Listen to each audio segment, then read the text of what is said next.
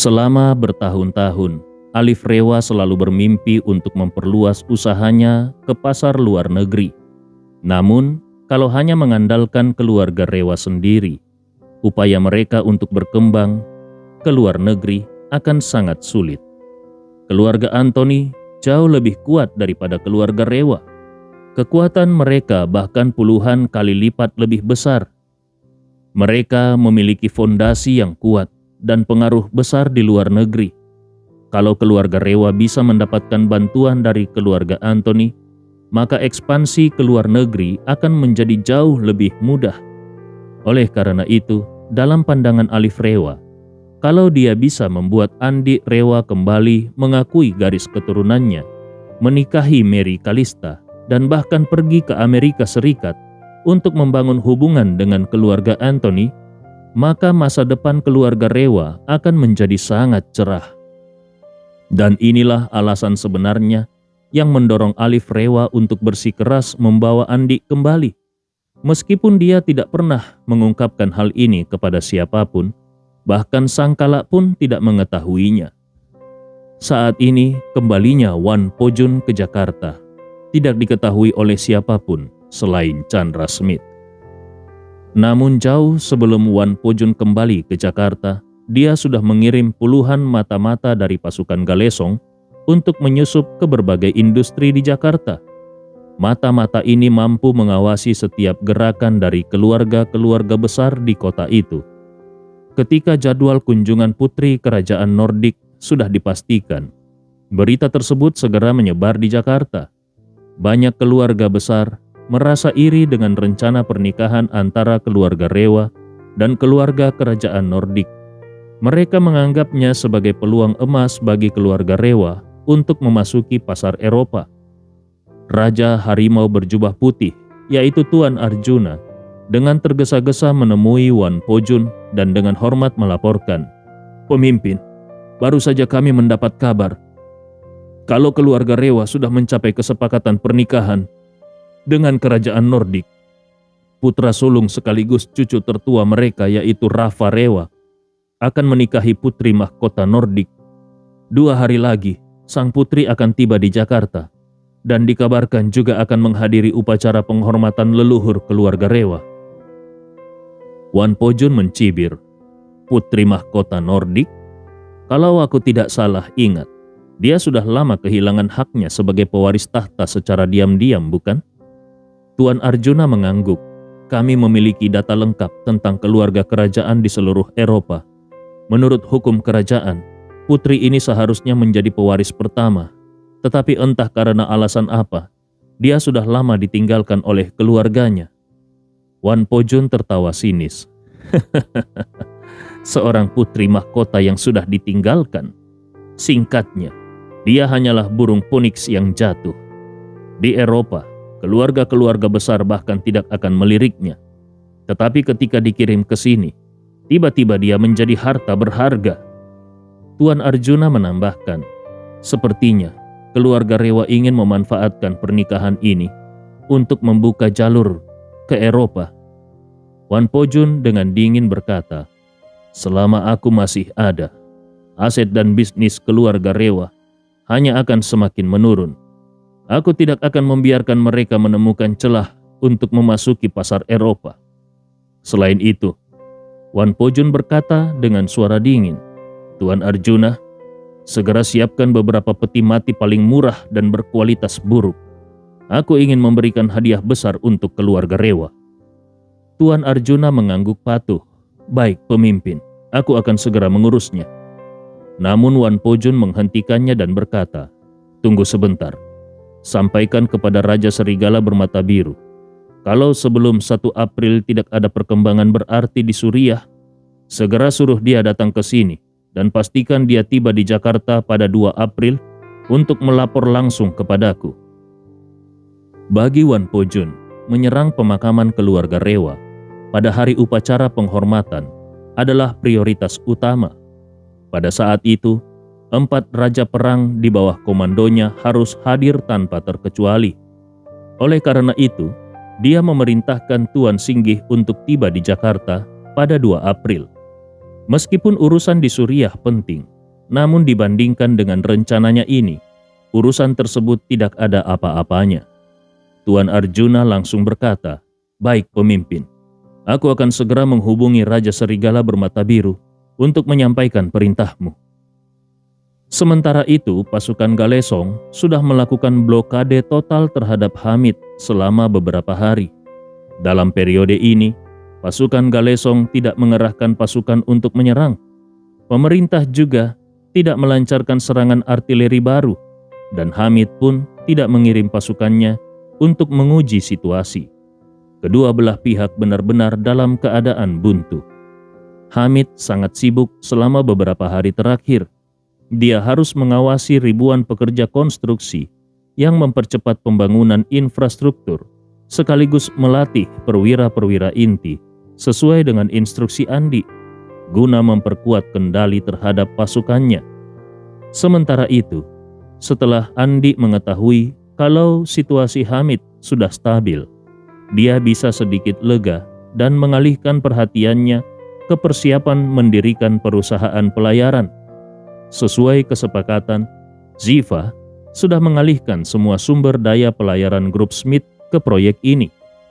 Di sisi lain, untuk mendukung Andi, Rika secara pribadi terlibat dan bekerja sama dengan Ziva dalam mendirikan perusahaan patungan. Andi Rewa kemudian menamai perusahaan itu Diva Shipping. Di atas kertas, perusahaan patungan ini didirikan oleh keluarga Akana dan Ziva, dengan kepemilikan 51% oleh keluarga Akana dan 49% oleh Ziva. Namun, sebenarnya kepemilikan 51% yang dipegang keluarga Akana adalah atas nama Andi Rewa. Sebelumnya, bisnis pelayaran keluarga Smith terkena sanksi dan dicabut izin operasionalnya. Namun, karena keluarga Akana adalah perusahaan asing dengan lisensi lengkap, maka Diva Shipping terdaftar sebagai perusahaan patungan yang dikendalikan oleh modal asing, sehingga memungkinkan bisnis pelayaran keluarga Smith menghindari sanksi sebelumnya. Karena Bella memiliki lebih banyak pengalaman dalam manajemen bisnis dibandingkan Ziva, serta mendapat dukungan dari ayahnya, Profesor Halim, maka dia ditunjuk sebagai CEO Diva Shipping. Sementara itu, Ziva menjabat sebagai COO, Chief Operating Officer. Dia bekerja sama dengan Bella untuk mengelola perusahaan. Sementara Andi Rewa, meskipun merupakan pemegang saham utama, tetap memilih untuk tidak terlibat langsung dalam operasional sehari-hari. Karena keluarga Akana adalah keluarga nomor 1 di Jepang, dan Ziva adalah cucu keluarga Smith yang merupakan keluarga nomor 1 di dalam negeri, ditambah dengan peristiwa yang pernah dia alami yang menarik perhatian seluruh negeri, maka berita mengenai kerjasama ini langsung menjadi headline di berbagai media. Bella melihat ini sebagai peluang emas untuk promosi gratis. Dia pun mendekati Andi dan mengusulkan untuk mengadakan konferensi pers guna mengumumkan secara resmi berdirinya Diva Shipping. Andi Rewa setuju dengan ide tersebut dan akhirnya mereka memutuskan untuk segera mengadakan konferensi pers. Kebetulan Rika juga masih berada di sana, sehingga mereka bertiga, Rika, Ziva, dan Bella, memutuskan untuk mengadakan konferensi pers besar-besaran di Hotel GX Marion Makassar. Acara ini mengundang banyak media domestik dan internasional. Andi Rewa sebagai pemilik tersembunyi dari perusahaan ini juga diminta untuk hadir. Pada hari acara, Andi datang lebih awal ke Hotel GX Marion. Ibnu Komar sudah menata ulang ballroom hotel untuk acara tersebut, sehingga mampu menampung ratusan jurnalis dan tamu undangan. Selain wartawan, banyak tokoh terkemuka dari Makassar yang juga diundang. Setibanya di hotel, Andi Rewa disambut oleh Ibnu Komar yang kemudian berkata, "Puang, Nona Rika, Nona Smith, Nona Fania, dan Nona Bella sedang berada di ruang VIP. Apakah aku harus membawamu ke sana sekarang?" Andi Rewa mengangguk dan berkata, "Ayo, kita ke sana." Dalam perjalanan, Ibnu Komar berkata dengan suara pelan, "Puang, kepala pelayan Sangkala menelponku tadi dan ingin mengkonfirmasi kapan kau akan tiba di Jakarta." Andi Rewa menjawab, "Upacara penghormatan leluhur keluarga Rewa diadakan pada 5 April. Jadi, bukankah cukup kalau aku tiba pada 4 April?"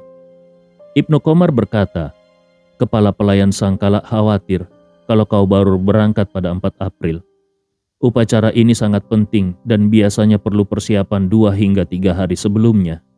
Ada juga rapat keluarga yang harus kau hadiri." Andi Rewa berpikir sejenak dan berkata, "Aku tidak perlu terlibat dalam pengaturan upacara. Mereka tinggal mengatur semuanya dan aku akan mengikutinya saja." Ibnu Komar menjelaskan, "Kepala pelayan Sangkala memahami kau tidak ingin datang terlalu cepat. Tetapi dia tetap berharap kau bisa tiba di Jakarta pada 3 April. Kau boleh melewatkan rapat awal, tetapi rapat terakhir sebelum upacara pada 4 April, sebaiknya tetap kau hadiri." Andi Rewa ragu sejenak, lalu mengangguk, "Baiklah, aku akan datang pada 3 April. Awalnya dalam rencana Andi, dia hanya perlu pergi ke pemakaman keluarga Rewa di pagi hari pada tanggal 5 April untuk menghadiri upacara penghormatan leluhur. Setelah selesai mengikuti upacara itu, dia berencana langsung kembali ke Makassar tanpa perlu terlalu banyak berinteraksi dengan keluarga Rewa. Namun, karena Sangkala menginginkannya datang lebih awal, maka datang lebih awal pun tidak menjadi masalah. Meskipun Andi memiliki rasa antipati terhadap keluarga Rewa, tapi dia tetap sangat mempercayai Sangkala. Saat Andi dan Ibnu Komar tiba di depan ruang istirahat VIP, Siva sedang berdiri di lorong sambil menelpon. Ketika dia melihat Andi Rewa datang, mata mereka saling bertemu, dan Andi melihat alis Siva mengernyit, seolah sedang memikirkan sesuatu. Kemudian Siva berkata ke dalam telepon, "Kakek, aku ada sedikit urusan sekarang. Aku akan menghubungimu setelah konferensi pers selesai." Setelah itu dia langsung menutup telepon dan dengan hormat menyapa Andi. "Tuan Andi, kau sudah datang." Melihat keadaannya yang tidak baik, Andi pun bertanya, "Siva, ada masalah apa?" Siva ragu sejenak, tapi kemudian dia mengumpulkan keberanian dan bertanya, "Tuan, bisakah kita bicara berdua sebentar?" Andi Rewa mengangguk dan berkata kepada Ibnu Komar, "Kau masuk duluan. Aku akan berbicara dulu dengan Nona Siva." Ibnu Komar segera berkata, "Puang, beberapa ruang istirahat di sebelah kosong. Hari ini tempat ini sudah dibersihkan dari orang lain. Kau dan Nona Siva bisa mencari ruangan untuk berbicara secara lebih detail. Lagi pula, masih ada setengah jam sebelum konferensi pers dimulai." Andi Rewa mengangguk dan kemudian berkata kepada Siva, "Siva, ayo kita ke ruang istirahat." Siva segera mengangguk, "Baik." Andi dan Siva masuk ke ruang istirahat paling dalam. Begitu pintu tertutup, Siva langsung berkata dengan cemas, "Tuan, pagi ini aku membaca sebuah berita dari CNN Amerika beberapa hari yang lalu. Mereka mengatakan bahwa organisasi tentara bayaran terkuat di dunia, yaitu pasukan Galesong, mengalami kekalahan besar di Suriah dan kehilangan ribuan orang. Dan yang menyebabkan kerugian besar bagi mereka adalah seorang pemimpin oposisi Suriah bernama Hamid. Aku ingin bertanya, apakah ayahku berada di markas Hamid ini?" Andi Rewa mengangguk dan dengan jujur mengakui, "Benar, ayahmu memang ada di sana." Sambil berkata demikian, Andi Rewa sedikit heran dan bertanya, "Peristiwa ini sudah berlalu beberapa hari, kenapa kau baru mengetahuinya sekarang?" Siva menjawab, "Berita ini hampir tidak dilaporkan di dalam negeri. Yang disebutkan hanya bahwa situasi di Suriah sedang tidak stabil. Aku baru mengetahuinya pagi ini setelah mencarinya di situs berita luar negeri." Kemudian dia bertanya dengan cemas, "Tuan, apakah ayahku berada dalam bahaya di Suriah?" Andi Rewa menjawab dengan tenang, "Tidak apa-apa, kau tidak perlu terlalu khawatir. Pertahanan di tempat Hamid sangat kuat. Keselamatan ayahmu pasti terjamin. Siva langsung berkata, tapi aku mendengar kalau pasukan Galesong telah mencapai kesepakatan dengan pemerintah Suriah untuk membantu mereka menumpas semua kelompok oposisi di negara itu, lalu mendirikan basis tentara bayaran mereka sendiri di sana.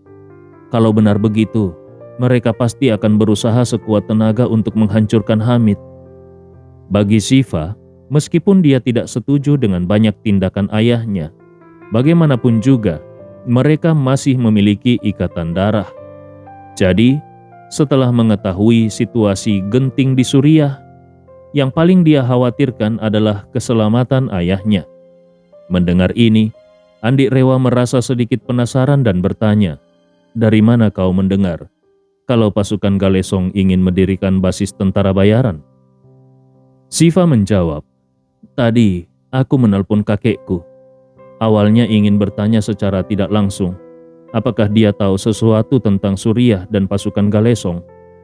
Bagaimanapun, ini pertama kalinya aku mendengar nama pasukan Galesong. Tapi justru dia yang mengatakan semua ini kepadaku." Andi Rewa terkejut dan bertanya, "Apakah Chandra Smith memiliki hubungan dengan pasukan Galesong?" Siva menggeleng, "Aku tidak tahu. Aku tidak pernah mendengar dia menyebut pasukan Galesong sebelumnya. Tapi saat berbicara di telepon tadi, dia terdengar sangat bersemangat dan emosional tentang pasukan Galesong." Andi Rewa mengernyit.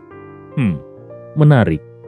Pasukan Galesong selalu berkembang di daerah konflik, sementara situasi di dalam negeri ini selalu damai dan stabil. Orang biasa bahkan mungkin belum pernah mendengar nama mereka. Bagaimana bisa Chandra Smith tahu begitu banyak, bahkan detail tentang kerjasama mereka dengan pemerintah Suriah? Siva berkata, "Mungkin dia memiliki sumber informasi yang cukup luas." Andi Rewa mengangguk. Meskipun dia tidak bertanya lebih lanjut, tapi di dalam hatinya, dia yakin bahwa pasti ada hubungan antara Chandra Smith dan pasukan Galesong. Maka dia pun mengingatkan dirinya sendiri untuk selalu waspada. Kemudian Andi Rewa berkata kepada Siva, "Sejauh yang aku tahu, saat ini ayahmu masih dalam kondisi yang relatif aman. Bahkan kalaupun pasukan Galesong ingin menyerang Hamid, mereka setidaknya membutuhkan waktu persiapan selama lebih dari setengah tahun dan harus siap mengorbankan puluhan ribu pasukan. Lagi pula, untuk saat ini mereka hanya mengepung Hamid tanpa melakukan serangan langsung. Jadi kau belum perlu terlalu khawatir." Siva memohon dengan penuh harapan, "Tuan, tolong biarkan ayahku kembali. Dia memang sudah melakukan banyak kesalahan, tetapi dia tidak pantas dihukum mati. Kalau kau membawanya kembali ke Makassar dan menahannya di Hotel JX Marion, itu pun sudah cukup." Andi Rewa langsung menolak tanpa ragu. "Itu tidak mungkin. Dalam pandanganku, Arya Smith tidak bisa dibilang tidak pantas mati. Hanya dengan fakta bahwa dia dulu membentuk aliansi anti keluarga Rewa saja, sudah cukup bagiku untuk membunuhnya tanpa rasa bersalah. Aku membiarkannya hidup hanya karena mempertimbangkan kau dan Riani." Mata Siva mulai memerah dan dia berkata, "Ayahku memang sudah melakukan banyak kesalahan dan harus menanggung akibatnya. Tetapi Suriah terlalu berbahaya. Berita mengatakan bahwa setiap kali ada pertempuran, ribuan orang tewas. Aku takut sebelum aku menjadi kepala keluarga Smith, dia sudah mengalami kecelakaan."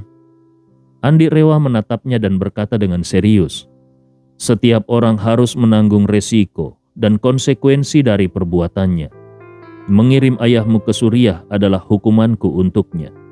Kalau selama menjalani hukuman ini dia mengalami bencana yang tidak bisa dikendalikan, itu berarti nasibnya memang buruk." Siva ingin membujuk lagi, tetapi akhirnya menyerah. Dia menatap Andi dan bertanya, "Tuan, kau mengatakan bahwa saat upacara penghormatan ayahku harus datang ke makam orang tuamu untuk meminta maaf dan menandatangani surat cerai dengan ibuku. Tapi sekarang markas Hamid sudah terkepung ketat oleh pasukan Galesong. Apakah ayahku masih bisa keluar?" Andi Rewa berkata santai, dia masih bisa keluar.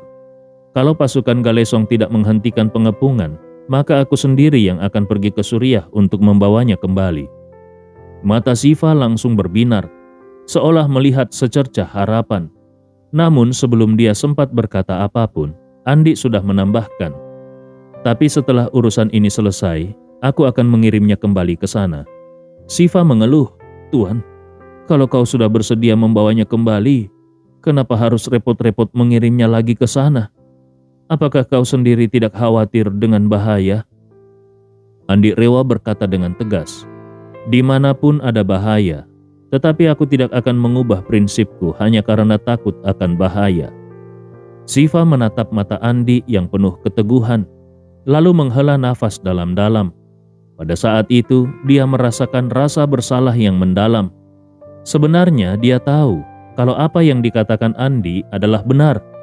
Kalau bukan karena dirinya dan Riani ayahnya Arya Smith tidak akan mendapat kesempatan untuk bertahan hidup di Suriah. Bisa pergi ke Suriah sudah merupakan kemurahan hati Andi Rewa kepadanya. Namun sekarang dia malah memohon kepada Andi untuk mengalah lagi, yang jelas-jelas sudah terlalu berlebihan. Karena itu, dengan penuh rasa bersalah dia berkata kepada Andi, Tuan, maafkan aku, ini kesalahanku. Saat Tuan mengambil keputusan ini, aku sudah menerima syarat perjanjian 3 tahun. Aku tidak seharusnya datang dan memohon kepadamu. Andi Rewa melambaikan tangan dan berkata dengan tenang, bagaimanapun juga, dia adalah ayahmu, wajar saja kalau kau memohon untuknya. Setelah itu dia melirik jam dan berkata, baiklah, cukup sampai di sini. Konferensi pers akan segera dimulai, kau harus bersiap. Siva mengangguk dan berkata, baik, aku akan pergi menemui Nona Rika dan mengulas kembali pidato kami. Saat itu Andi Rewa juga berpikir di dalam hatinya, sepertinya aku harus pergi ke Suriah dalam beberapa hari ke depan. Bagi Andi, pergi ke Suriah adalah hal yang sederhana. Dia masih bisa menggunakan metode terjun dengan parasut rendah seperti sebelumnya dan dengan mudah menghindari pengepungan pasukan Galesong. Namun kalau dia ingin membawa Arya Smith keluar dari kepungan lebih dari 10.000 tentara, itu jelas bukan tugas yang mudah. Jadi, lebih baik pergi lebih awal untuk mempersiapkan segala sesuatunya dengan matang dan mencari solusi terbaik. Kalau sampai upacara penghormatan leluhur terganggu dan Arya Smith tidak bisa pergi ke makam orang tuanya untuk meminta maaf, bagaimana dia akan menjelaskan ini kepada orang tuanya? Selain itu, Andi juga sedikit khawatir, apakah pertahanan Hamid bisa menahan serangan dari 10 hingga 20.000 pasukan Galesong? Kalau suatu saat nanti pasukan Galesong merasa pengepungan ini tidak ada hasilnya dan mereka nekat bekerja sama dengan pasukan pemerintah dengan mengorbankan ribuan hingga puluhan ribu tentara untuk menghancurkan Hamid, maka Hamid mungkin tidak bisa bertahan. Jadi, lebih baik menyelesaikan semuanya lebih awal agar tidak ada perubahan yang tidak diinginkan.